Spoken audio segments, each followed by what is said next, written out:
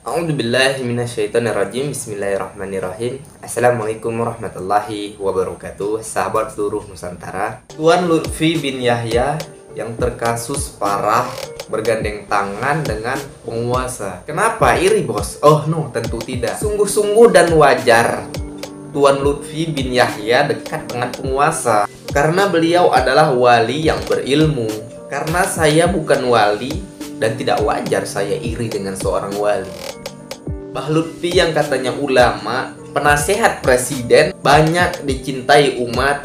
Makanya kehidupan kita di negara ini yang dipimpin presiden tenang. Tenang di alam kubur, susah di alam nyata, di alam Indonesia. Ini pertanyaan rakyat.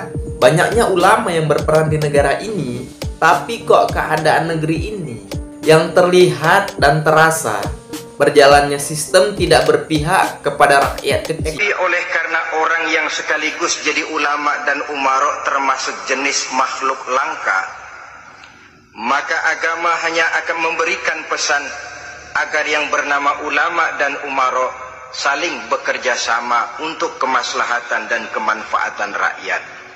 Ulama adalah ulama, umaro adalah umaro. Jikalau keduanya bisa berjalan dan berdampingan dengan baik, rakyat akan jadi nikmat. Tapi kalau keduanya centang perenang, tentu rakyat akan jadi kiamat adanya.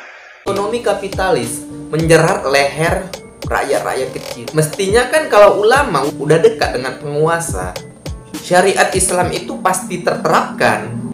Yang pasti ekonomi di dalam Islam tentu mensejahterakan masyarakat di semua kalangan. Yang pasti sistem ekonomi yang diatur Islam tentu mensejahterakan masyarakat di segala kalangan. Apa peran ulama ini dekat dengan penguasa? Untuk apa? Apa mereka para ulama ini minta proyek? Kan nggak mungkin ulama minta proyek. Ulama tugasnya menasehati pemimpin, bukan terjun dan turun tangan mengurusi proyek. Kan? Nah, ini ada beredar tanggapan di media sosial. Mbah Lutfi ini punya proyek, yaitu proyek ronsen makam, ronsen kuburan. Proyek beliau ini banyak merugikan orang-orang, termasuk merugikan keluarga keraton Yogyakarta.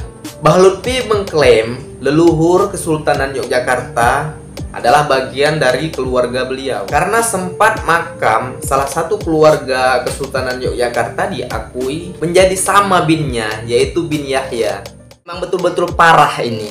Nyata sekali di negeri ini. Kerusakan telah terjadi di mana-mana. Baik itu kerusakan moral, narkoba, perjudian merajalela.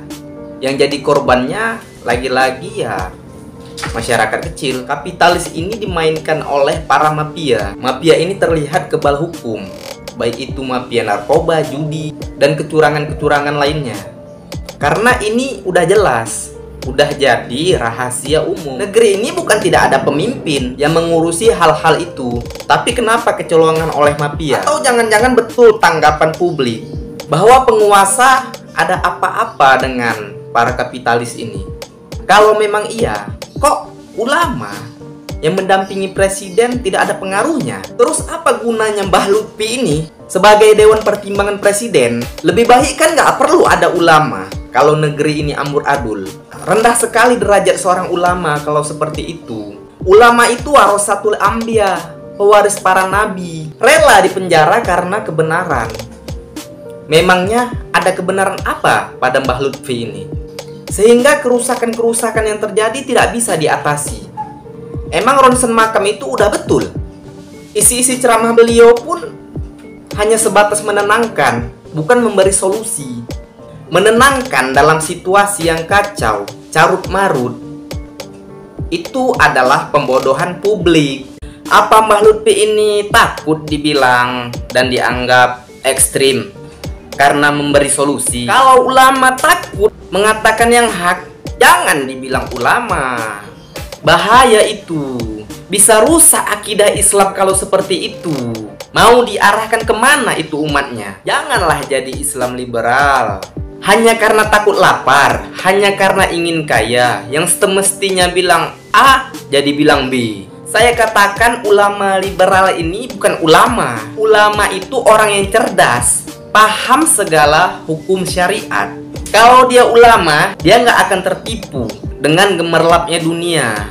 Kalau ulama korban dari kapitalis, nggak mungkin ulama ini mencintai jabatan dan harta, karena ia jaga betul ilmu Islam itu.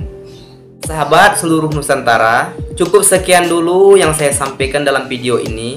Kesalahan datangnya dari diri saya, kebenaran hanya milik Allah Subhanahu wa Ta'ala. Wallahu a'lam bishawab. Billahi taufik wal hidayah.